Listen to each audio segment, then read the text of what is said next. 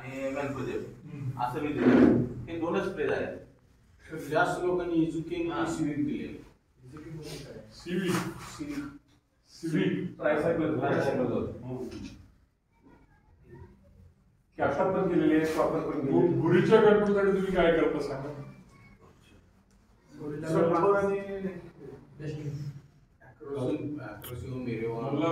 भुरीसाठी काय ट्रायझोल यूज करत असेल तर काम होऊन जाईल. अच्छा, बेसिकली मग ट्रायझोल म्हणजे सर काय इव्हन जुन्या ह्याच्यातले आपले रोपो वगैरे ते पण गेले. 22 तीन रोपो पण थायफॅनेट एंथ्रैक्नोज है basically and it is fungal. इसमें बैक्टीरिया आने की चांसेस बहुत कम है. अगर है तब भी कुछ नहीं मत करो. अच्छा, इतने ठंडी में बैक्टीरिया नहीं आता. एवढं थंडी आहे तुमच्याकडे आता. आता दुपार झाली 2 वाजले ना, 2 वाजून सुद्धा एवढं आपलं गार क्लायमेट आहे. आणि हे जर मॅक्झिमम टेम्परेचर असेल तर या टेम्परेचर मध्ये बॅक्टेरिया येत नाही. आजच आहे ना थंडी. आजच आहे. आज वातावरणात बदल झाला. जुना बॅक्टेरिया असेल तर थंडीमुळे चूप असेल. अगदी प्रॉब्लेमच काय जरी असेल कुठेतरी तर. पण जे स्प्रेड होत आहे ना, बेसिकली हे सुद्धा वॉर्म टेम्परेचरचे स्प्रेड आहे. ज्यावेळी पाऊस पडला नसतं 27ला नाशिक सुरू झाला आणि 2-3 दिवसात इकडं 2-3 दिवसात इकडं चालू झाला. त्यावेळेला एकदम हाय टेम्परेचर लो टेम्परेचर असं फ्लक्च्युएशन खूप मोठं होतं. फ्लक्च्युएशन खूप होतं. त्याच्यामध्येच काही बऱ्यापैकी संध्याकाळी पाऊस झाला की भीती वाटत होती की जर बॅक्टेरिया असेल तर प्रॉब्लेम. पण या क्लायमेट मध्ये बॅक्टेरिया येत. आपल्याला वाळव्यात एक सॅम्पल पाठवलं. वाळव्यात ती मी आयसोलेशनला टाकलंय. त्याच्यामध्ये ती काळे स्पॉट आणखी हे 2 स्पॉट वेगवेगळे मिळत होते ना. दोन्ही होते त्या सॅम्पल मध्ये. 2 सॅम्पल होते. 2 सॅम्पल होते. एक 100 दिवसाचा प्लॉट होता आणि एक साधारणतः 80. ती एनआरसी दिली मी. एनआरसीच्या सायंटिस्टला बोलवून घेतलं घरी मी. त्याला अशी बेरीज एक काढून काय आयसोलेट करायचं ते समजावून सांगितलं आणि त्याच्याकडे दिले. उद्या बघायला मिळेल मला कल्चर काय आलं वगैरे. पण आता क्लायमेट बघतोय मी बरोबर आणि इकडच्या हे जनरल बघतोय ना. एक गोष्ट लक्षात ठेवा की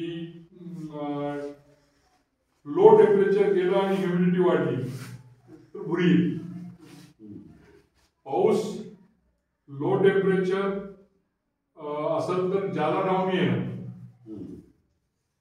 पाऊस आल्यानंतरची ह्युमिडिटी आहे. आणखीन टेम्परेचर थोडस वाढतंय. म्हणजे ढगाळ झालं की नाही की थोड्या वेळाने टेम्परेचर वाढतंय. आता तुम्हाला ढग आहे त्यामुळे दिवसाचं टेम्परेचर दिसते पण रात्रीचं टेम्परेचर वाढतंय आपलं. आता थंडी कमी होणार. हे ढग जर आणखीन 1-2 दिवस राहिले ना 3 दिवस आहे की थंडी कमी होणार ऑटोमॅटिकली. मग बॅक्टेरिया वाढू शकतो. किती वाढतील ते म्हणजे टेम्परेचर त्याच्यावरती अवलंबून. ती जर 25 टेम्परेचरच्या वरती टेम्परेचर जर जायला लागलं आणि जर तुमच्याकडे बॅक्टेरिया असेल तर बॅक्टेरिया कुठेतरी तोंड काढायची शक्यता होऊ शकते. या टेम्परेचरला इव्हन हा डिझीज सुद्धा रोगाने जोरात वाढणार नाही. अँथ्रॅक्नोज मध्ये 2 पॅथोजन आहेत. एक इल्सिनॉय म्हणतो आपण. इल्सिनॉय फॉसेटी किंवा इल्सिनॉय म्हणून जी फंगस आहे ती नॉर्थ इंडियामध्ये जास्त असते. नॉर्थ इंडियामध्ये का जास्त असते तर ह्युमिड आणि थंड जास्त असते म्हणून तिथे. आपल्याकडं पलट बाहेरला तो जोपर्यंत आपल्याकडे वॉर्म टेम्परेचर आणि ह्युमिडिटी येणारा पण नुसतं बेरीवरती काय येत आहे हे मला समजत. त्याचे डाग एवढाच फरक असेल की तुमच्या पानावरती कव्हरेज चांगलं मिळत असेल. तुम्ही कॉपर बिपर मारलेलं कॉपर मारलेलं असेल तरी बंद व्हायला नाही. कव्हरेजचा प्रॉब्लेम आहे. 8 दिवसात सगळं झालं. अक्षरशः सर कॉपर मध्ये खड उडवून बघितले, डिपिंग केले लोकांनी काहीतरी. तरी सुद्धा स्प्रेड होत. काय कॉपर म्हणजे काय केलं? Copper oxychloride, कोसाईड. कॉपर कोसाईड मध्ये द्रावण करून ते बुडवून बघितलं, घड बुडवून बघितलं, त्याचा स्प्रेड होतो. कोणाच्या तरी फोनवरती बोललो होतो मी, कोण कोल्हापूरवरून बोललो नलावडे म्हणून. त्यांना मी असं सांगितलं होतं की म्हणजे लोक कॉपरनं काही होत नाही कंट्रोल, कॉपरनं हे कंट्रोल व्हायला पाहिजे खरं म्हटलं. अँथ्रॅकनोज आपलं कॉपरनं कंट्रोल व्हायला पाहिजे. आणि जर काय कॉपरनं झालं नाही समजा, तरी तुम्ही जे भुईसाठी वापरता ना ट्रायाझोल जेवढे म्हणजे कॉन्टॅक्ट पासून सगळे जे आहेत ते याच्याशी काम केलं पाहिजे. त्यानं जे पण सगळे झाले सर. कॉन्टॅक्टचा यूज कोणी केलेला नाही बरं का. स्पर्धाच झालेला आहे. Follicle झालं. Follicle झाले. कॉन्टॅक्ट पाहिजे असं काही नाही. कुठलंही म्हणजे ट्रायाझोल पोटॅशियम सॉल्ट आणि फॉलिकरचे स्प्रे दिल्या तिथं ते बेरे श्रिंक झाले, ऍक्शन आला सगळा. कशा फॉलिकर आणि पोटॅशियम सॉल्ट दिलं. Potassium potassium sulphur. Salt phosphoric acid plus Folicur shrink झालं म्हणजे ते असं त्याचं बेदानाच झालं. ते ज्याला इन्फेक्शन झालं ना ते बेदानाच झालं, त्याचं असं हसून बसले. त्यातनं काही पाणी आलं नाही, आळी झालं नाही, फंगस आलं नाही, काय नाही. असं एक आम्ही 2-3 ठिकाणी ट्रायल केले, तिथे सेम कोलॅप्स झाली असेल बेरी काहीतरी. पण इन्फेक्टेड आहे तेवढी जर बॅक्टेरिया असेल तर तुम्ही काय ते potassium salt of phosphorus acid आणि मँगोज हे अप्रोप्रिएट आहे. ती जर तुम्ही बॅक्टेरिया असेल तर मारा असं. बरोबर आहे. फॉलिक्युलर आणि ते पोटॅशियम सॉल्ट असं कॉम्बिनेशन आहे, म्हणजे ट्रायझोल आणि पोटॅशियम सॉल्टचं कॉम्बिनेशन. ऍक्च्युअली काय झालं सर, हे काय आहे हे कुणालाच माहिती नाही, त्यामुळे काय मारायचं हे सुद्धा प्रत्येकाने एवढं निश्चित की हा जो मोठा स्पॉट आहे ना, हा स्पॉट आहे तर इट इज फंगस. फंगस मध्ये तुमच्याकडं इथे ज्यादा पॉसिबिलिटी आहे कोलबिट.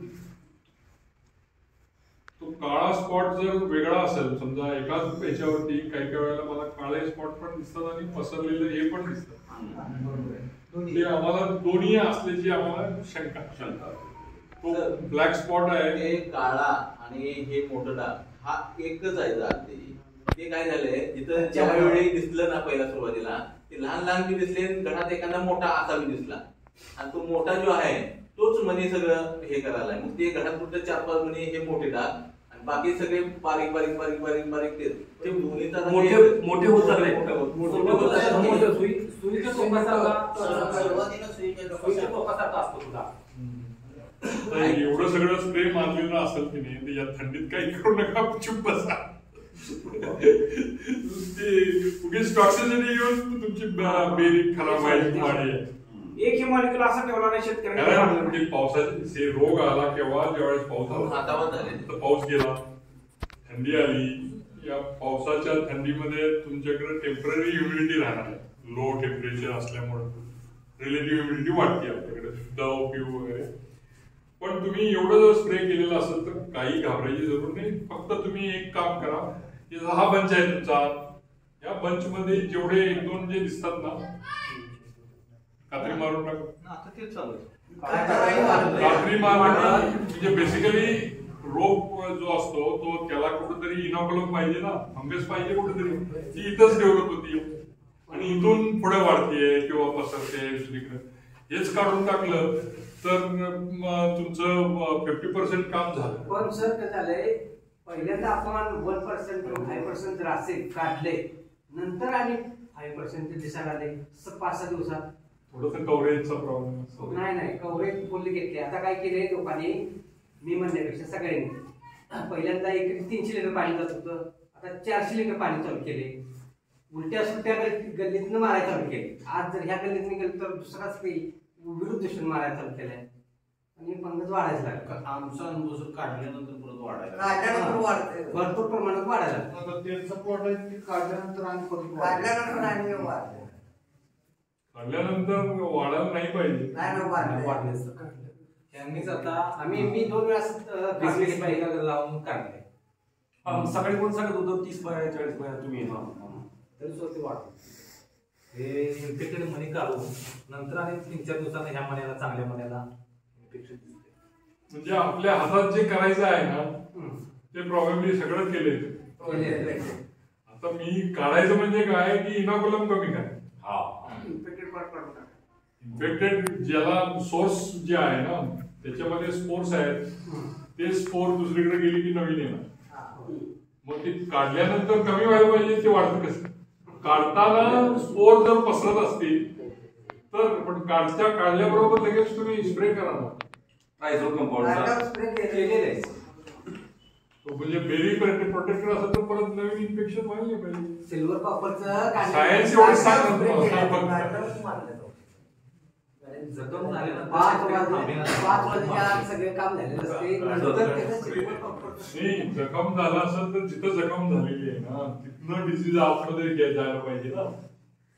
तुम्ही जर समजा या बंच आहे, या बंच मधून तुम्ही या बेरीज जर काढल्या, या बेरीज काढत असताना कुठंतरी इन्फेक्शन म्हणजे स्पोर इकडं तिकडं पसरला असेल तर ते नवीन इन्फेक्शन करेल, त्याच्यापेक्षा जास्त नाही ना. आता काढणी योग्य मग ते नवीन इन्फेक्शन होऊ नये म्हणून तुम्ही त्याचं प्रोटेक्शन केमिकल देताय.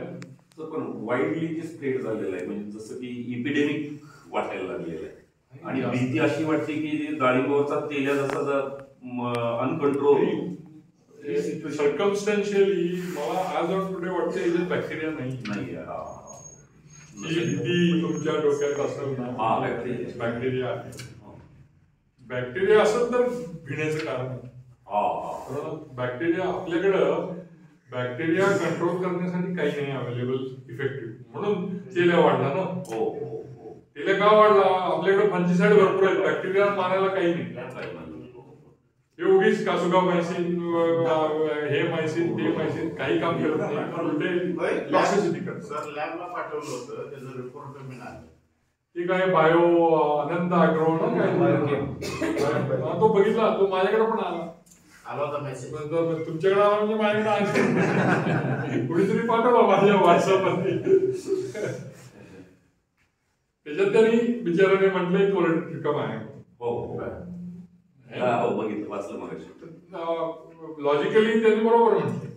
पसरून म्हणून आता काय करावं त्याला, काय कोलेट रिकम तुम्ही आजपर्यंत कंट्रोल करण्यासाठी कॉपर वापरलं, कॉपर ऑक्सिक्लोराईड, कॉपर हायड्रोक्लोराईड किंवा आणखी प्लेन कॉपर पण आहे का कुठल्या तरी कंपाऊंड मध्ये आजकाल ते आहे.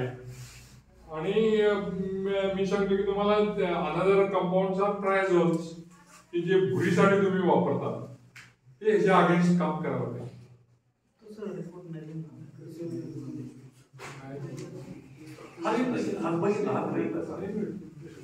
त्यांनी इथे स्पोर्ट्स आणखी नवीन दिले. पूर्वीच्या याच्यामध्ये त्याने नुसते हे स्पोर दिले होते, आता परत स्पोर दिले. हे सेकंडरी फंगस आहे. दिस मे बी काय ते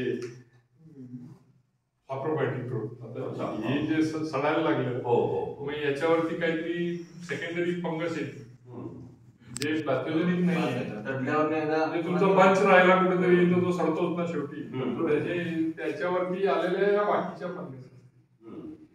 पण could be Colletotrichum as a first source. हे स्पोर दिले त्यांनी कोनिडिया दिले आणि हे मग हे सगळे सॅप्रोफायटिक ब्लॅक कलरचे फंगस आहेत ना. दिस कुड बी त्यांनी ईस्ट म्हटलं, त्यांनी काहीतरी. But yeast also is a fungus. There is no problem in killing it. Copper से मर जाएगा, तुमच्या थायपॅनफिथाइल से मर जाएगा. तो मतलब if it is a fungus for sure त्याला कंट्रोल करायला तुमच्याकडे भरपूर वेपन्स आहेत आणि ते सगळे तुम्ही वापरताय तर ते वाढायला नाही पाहिजे. खरं काय झाले माहिती काय सर, नाही थोडस निवांत बसा. काय होते माहितीये का, तुम्ही जे स्प्रे करता ना तुम्हाला वाटतं की तुम्ही कंट्रोल करायला स्प्रे करता, पण त्याच्यामध्ये स्प्रे मध्ये काय आहे, पाणी.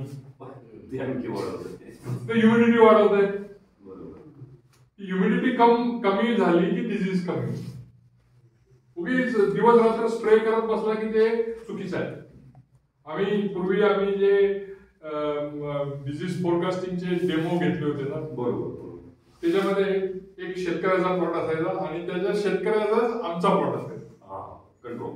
आणि आम्ही त्याचे स्प्रे करायचो. आमचे स्प्रे व्हायचे कुठेतरी 5-6 तोपर्यंत तिथला शेतकऱ्यांनी 8-10 मारलेले असायचे आणि आम्ही मारलेली 30 केमिकल ज्यादा तर, पण तो ज्यादा मारायचा आणि डिझीज जास्त त्याच्या प्लॉटवरती असायचा, आमच्याकडे कमी. फळफूस आमच्याकडे नसायचीच जवळजवळ, शेतकऱ्याच्याकडे भरपूर.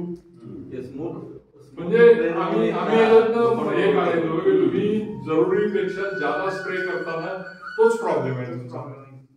उगीच कशाला मारतो स्प्रे? धडाधड तुम्ही 200 लिटर पाणी मारतो ना, आता 400 लिटर पाणी. त्या कॅनॉपी मध्ये 400 लिटर पाणी गेलं ना,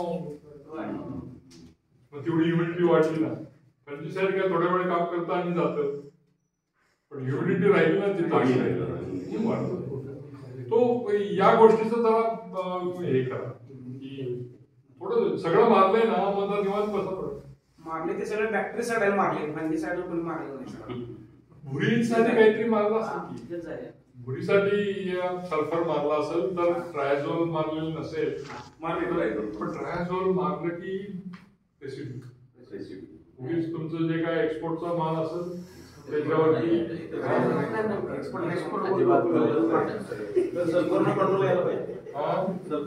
आजकाल सोनकापी बी जाते बाहेर, बिलला जाते ना. सल्फरनं कंट्रोल नाही होणार, एवढं थोडं कमी होईल, पण सल्फर भुरीसाठी आहे ना प्युअरली. पण ट्रायझोल ब्रॉड स्पेक्ट्रम आहे, भुरीला पण मारते आणखीन अँथ्रॅक्नोजला पण. एक्सपोर्टचा प्रॉब्लेम होता. आम्ही जनरली असं म्हटलो ना की थंडी सुरू झाली की अँथ्रॅक्नोज भूल जाओ. अँथ्रॅक्नोज थंडीमध्ये येत नाही.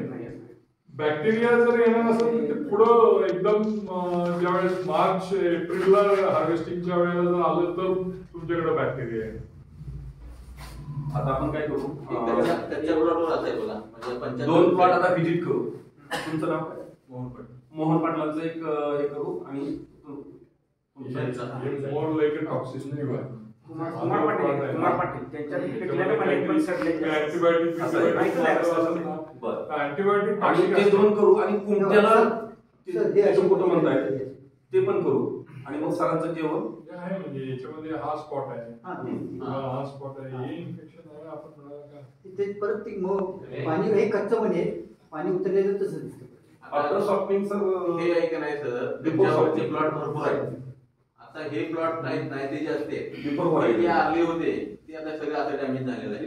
त्याच्याकिंत जे आले होते ते संपले तर सगळे ते पावसात अडकले. कमी करा, तुम्ही बेरी काढली की नाही तिथून खाली टाकून घर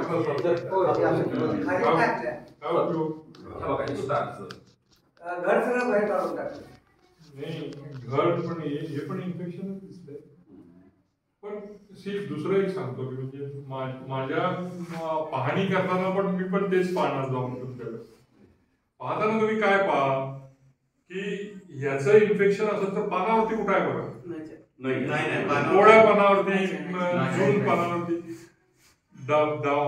तुमचा बॅक्टेरिया पहिला पानावरती येतो. पानावरती घ्यायचं तर कवळ्या पानावर काय करतात? नाही.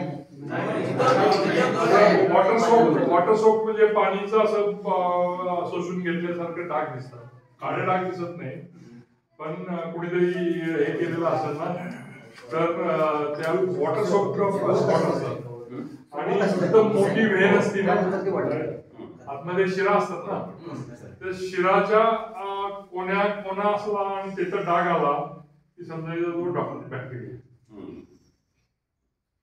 सुरुवातीला वॉटर सोप, नंतर काळा पडतो. सुरुवातीला असं दिसत होतं, अगदी दिसायला चालू झालं त्यावेळेला, त्यानंतर ते थोडं थोडं थोडं वाढतं. हे जर बॅक्टेरिया असेल तर आम्हाला उद्या परवा कळलं.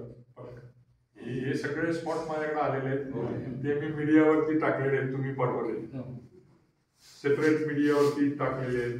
मग मी माझ्या मीडियामध्ये काही एका ठिकाणी सांगितले 22 टाक किंवा ट्रायझोल टाक, आणखीन तिथं हे दुसऱ्या स्पॉटवरती आम्ही सांगितलं मीडियामध्ये अँटीबायोटिक टाक, म्हणजे फंगस असेल तर अँटीबायोटिक वाल्यामध्ये येईल, बॅक्टेरिया असेल तर फंगस फंजीसाईड वाल्यावरती येईल. असं ते आम्ही संपूर्ण एक्सपेरिमेंट लावलंय NRC. त्याचा उद्या मला रिझल्ट मिळेल, म्हणजे that is what for sure. पण इथं बघितलं प्रॅक्टिकल तुम्ही बघताय ना सगळं, म्हणजे तुम्हाला मी क्लायमेट सांगितलं की कुठल्या क्लायमेटमध्ये अँथ्रॅकनोज आणि बॅक्टेरिया येते. दोन्हीला वॉर्म क्लायमेट लागते. ह्युमिडिटी पाहिजे दोघांनाही, वॉर्म क्लायमेट पाहिजे थोडंसं गरम. म्हणजे साधारणपणे तुमच्याकडे मी आता बघतोय याच्यावरती की मॅक्सिमम टेम्परेचर तुमचं 20च्या पुढे जाईल. हे 2 दिवसापासून 2-3 दिवस म्हणजे 2 दिवसामध्ये डिसीज वाढायलाच नाही पाहिजे. अगर हेपेटिस बॅक्टेरिया तो वाढायलाच नाही पाहिजे खरं म्हणतो. आता काय आहे सर, आमचा खरा प्रॉब्लेम काय सांगतो, जे प्लॉट बाधित झाले ते झाले, जे हे असं बेरी आहे की नाही, हे बेरी अशी डाग आहे, हे बेरी टिकायला पाहिजे. साधारण त्यानंतर त्याचा भाव मार्केटला नाही ना गेली तर राहिली ठीक आहे, अशी डाग बरोबर आहे. जर ह्युमिडिटी असेल ना, तुम्ही काय ह्युमिडिटी आपल्या बागेमध्ये नुसती पावसाने येत नाही. तुम्ही स्प्रे करणार, तुम्ही ग्रोथ रेग्युलेटर मारणार, इन्सेक्टिसाइड मारणार. आता याच्यामध्ये याला कंट्रोल करणारा काही नाही. मी GS स्प्रे घेतला, हे वाढण्याचं काम आहे. तुम्ही इन्सेक्टिसाइड मारलं, हे वाढण्याचं काम आहे. शेजारी सगळे ऊस क्षेत्र वाढल्यामुळे ह्युमिडिटी तुमच्याकडं सगळ्यात महत्वाचं याला रिड्यूस करणारं केमिकल आणि एकदाच मारा आणि ह्युमिडिटी थांबवा. ह्युमिडिटी म्हणजे कसं की खाली फार पाणी असेल तर ते पाणी, पावसाचं पाणी अजून साठलेलं आहे बागावर, त्याचं पाणी बाहेर काढा, कुठेतरी सर करून पाणी बाहेर करून द्या. मोकळी हवा मिळाली पाहिजे. तुमच्याकडं तुम्ही 7 फुटावरती रो लावलेत आता, त्याच्यामध्ये कुठे जागा आहे हवा जायला, पॅक झाले हे तुमची कारण आहेत. नुसतं फंगस येते म्हणून रोग येत नाही. बगलफुटा काढून घेतल्या पाहिजेत. कुठेतरी तुम्हाला खेळती हवा पाहिजे तुमच्या बागेत, तर ह्युमिडिटी कमी होणार ना. आणि इतके स्प्रे मारत गेला तर तीच ह्युमिडिटी तुम्हाला त्रास देईल. आणि फक्त बाजूला सरपायच्या आणि खिडक्या करायच्या, म्हणजे काय करणार, एका ठिकाणी गर्दी जास्त करणार, एका ठिकाणी मोकळं करणार. तसं नाही करून चालत, खिडकी करून नाही चालत. असतानाच खिडक्या पाहिजे. हा, म्हणजे मोकळं केलं पाहिजे. थोडीशी हवा, म्हणजे पावसानं ह्युमिडिटी आणली, स्प्रेनं ह्युमिडिटी आणली, तुम्ही बाहेर जायला नको का, तर ती आतमधली ह्युमिडिटी कमी होणार. बरोबर. पण ह्या टेम्परेचर मध्ये कोलेटोट्रिकम तुम्हाला काही त्रास देणार. It's not a very big problem, म्हणजे असं पसरणार किंवा. आणि तुम्ही जर हे काढलं असेल की नाही, समजा बेरिया अशा एक सिलेक्टिव्हली काढल्या, त्या खाली पडल्या, आता जो तिथं होता ना त्यावेळेस ती जिवंत बेरी होती, त्याला सपोर्ट होता, त्याला स्पोर बनवण्यासाठी रेजिस्टन्स होता. आता तुम्ही खाली टाकलं, मोकाट रान झालं, त्याला ती मिलेली बेरी, त्याच्यावरती इथं 10 स्पोर बनत असतील तर खाली 100 बनणार.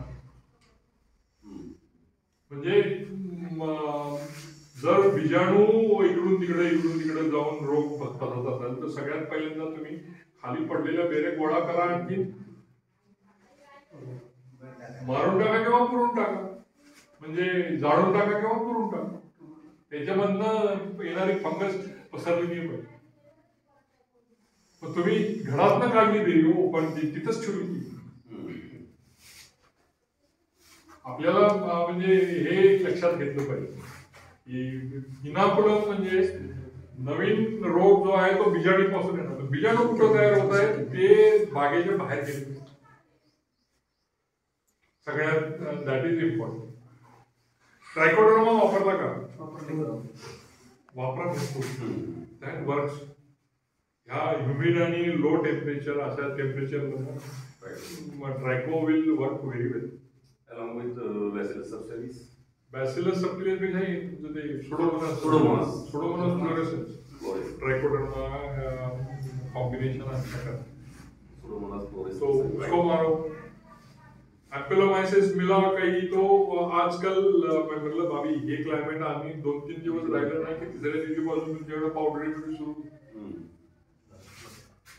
पावडरी मिळण्यासाठी एम्पेलोमाइसिस मारा एम्पेलोमाइसिस तिथं मारायची जरूर नाही इतके स्प्रे मारत असाल ना तर ते एम्पेलोमाइसिस कशाला जगते तुमच्याकडे मग पण आता मी बघितलं येताना तुमचे सागाची झाडं भरली पांढरी झाली काही गवत आहे त्याच्यावरती पांढरं पावडरी मिळू आहे त्याच्यावरती एम्पेलोमाइसिस मारा फार इफेक्टिव्ह काम आहे आतमध्ये जगत नाही पण जिथं पावडरी व्हिडिओ आहे त्या ठिकाणी जर एम्पेलोमाइसिस मारलं तर तिथलं ते मारताय एम्पेलोमाइसिस आणि त्या एम्पेलोमाइसिस तिथं मल्टिप्लाय होऊन त्याचे स्पोर्स बागेत जातात आणि दॅट विल कंट्रोल पावडरी तुम्हाला कळणार पण नाही तुम्ही म्हणणार की बाहेर मारला आणि आतमध्ये कंट्रोल तो या गोष्टी लक्षात घ्या थोडा तुमचा द्राक्षाला काय नको आहे ते फक्त एकच ह्युमिडिटी आली की सगळा प्रॉब्लेम गर्दी कमी करा पाणी जास्त तर आपण आता बागेत जाऊ आणि त्यापूर्वी खरं म्हणजे सरांना रात्री 11:15 वाजता फोन केला आणि खूप भीती वाटत होती आता तरी सरांनी उचलला म्हणलं बरं झालं कारण तासगावच्या म्हणून एक ग्रुप आहे क्लब हाऊस तुम्ही त्याच्यावर 1-2 वेळा लेक्चर दिलेलं आहे सावंत सरांनी मग तिथं चर्चा चालू होती ऍक्च्युली मी ड्रायव्हिंग करताना थोडी चर्चा करत होतो मग एनआरसीचा आणखी कुणी आलेलं नाही आहे तर मग डायरेक्ट आपण सरांनाच हे करू एनआरसीचा पण सायंटिस्ट मी आणला असता बरोबर माझ्या एकाला 22 ला तारीख दिली संदेश आहेत ना 6 येऊ दे ज्याच्याकडे मी सॅम्पल दिले ना अनालिसिस यंग लडका आहे माझ्या घराजवळ राहतो पण ते सकाळी तो मी फोन करेपर्यंत कुठेतरी आज सोमवार फिरायला गेला मला वॉकिंग साठी गेलो होतो पहिला प्रत्येक गुरुवारी तुमची लेख यायची एवढे आम्हाला प्रॉब्लेम येतो पहिला कसं असायचं की तुम्ही क्लायमेटचा पण अंदाज देत होता शेतकरी गुरुवारची वाट बघत बसायचे की क्लायमेट किती कुठे मिळतो तुम्हाला तर काय झालं सरांना 11:15 फोन केला मग त्याच्यानंतर मग आणायचं कसं मग गाडी मिळते की नाही हा एक मोठा प्रश्न होता मग माझा मुलगा आहे हा प्रथमेश ऍग्रिकल्चर 3rd इयर पण त्याला सांगितलं गाडी अरेंज होते का बघ त्यानं 11:15 फोन केला गाडी अरेंज झाली आणि फिक्स झालेली मग सरांना परत 11:15 फोन केला सर झोपले होते मग सर सकाळी घेऊन आलेली आहे मग याच्यामध्ये ही चर्चा कुठं चालू होती तासगावच्या म्हणून क्लब हाऊसच्या ग्रुपवर तर महेंद्र सरांना सांगितलं मग परत सर येत आहेत सकाळी तर हे तासगावच्या म्हणून ग्रुप मधून आणि मागं सचिन तापे साहेब यांच्या दुकानातही बसून चर्चा झालेली होती खरं म्हणजे सॅम्पल त्यावेळेला जायला पाहिजे तो 5-6 दिवसानंतर गेलं त्यावेळेला सॅम्पल मी त्या दिवशी म्हणलं सॅम्पल येणार असेल तुम्ही लवकरात लवकर पाठवा रात्रीतून जा सकाळी द्या त्यावेळेला गेलं असतं तर आजपर्यंत सरांनी रिझल्ट सगळे दिलेले असते हरकत नाही उशीर झाला पण हे वाढ नाही यासाठी सर पण आले आपल्या विनंतीला मान देऊ तर क्लब हाऊस तासगावच्या म्हणून चेअरमॅन सरांकडून आपण सावंत सरांचं स्वागत करू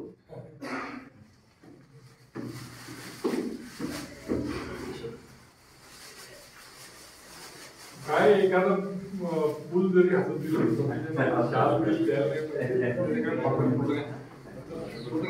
आणि खाली बसा खाली आणि सर आपले एनआरसीचे तर डायरेक्टर होतेच परंतु डॉक्टर बाळासाहेब कोकण कृषी विद्यापीठ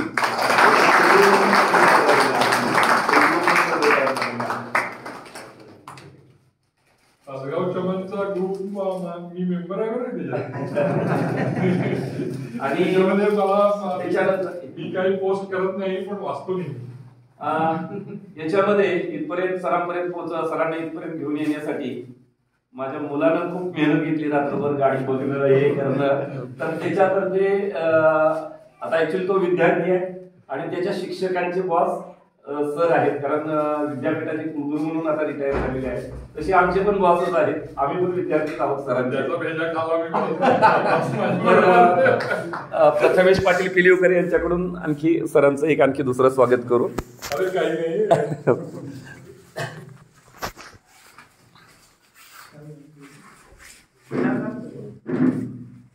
शाल घाल की दादा. घालायची आहे का? हा तशीच टाक. हा बस बस बस. नारळ हातात दे आणि पुष्पगुच्छ हातात दे. थोडंसं खाली बघ.